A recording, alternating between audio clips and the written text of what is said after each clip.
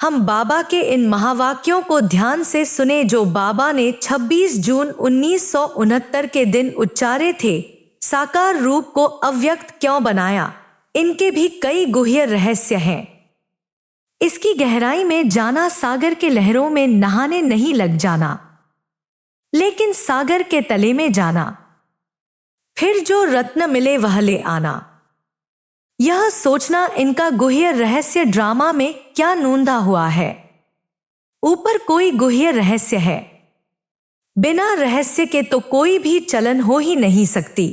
बाबा के इन अव्यक्त महावाक्यों में शिव बाबा द्वारा ब्रह्मा बाबा के संबंध में गूढ़ और गहन रहस्यों की चर्चा की गई है। इसे ध्यान से विश्लेषण करें तो निम्नलिखित बिंदु उभरते हैं। एक, ब्रह्मा बाबा का साकार से अव्यक्त रूप में जाना। इसमें बताया गया है कि ब्रह्मा बाबा जो पहले साकार रूप में थे, उन्हें अव्यक्त रूप में जाना पड़ा। इसका एक गहरा आध्यात्मिक रहस्य है।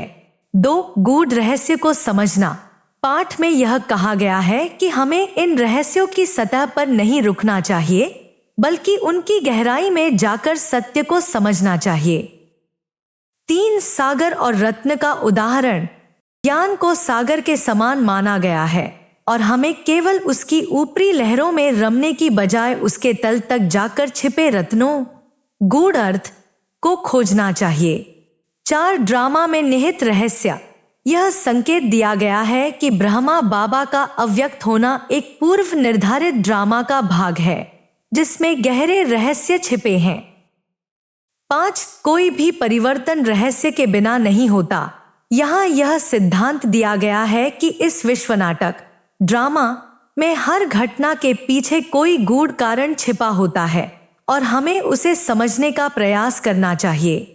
निष्कर्ष, ज्ञान सागर शिव बाबा के ये अव्यक्त महावाक्य ब्रह्मा बाबा के अव्यक्त होने के आध्यात्मिक रहस्यों की ओर संकेत करते हैं और बताते हैं कि हमें सतही समझ से ऊपर उठकर गहराई में जाकर इन बातों को समझना चाहिए।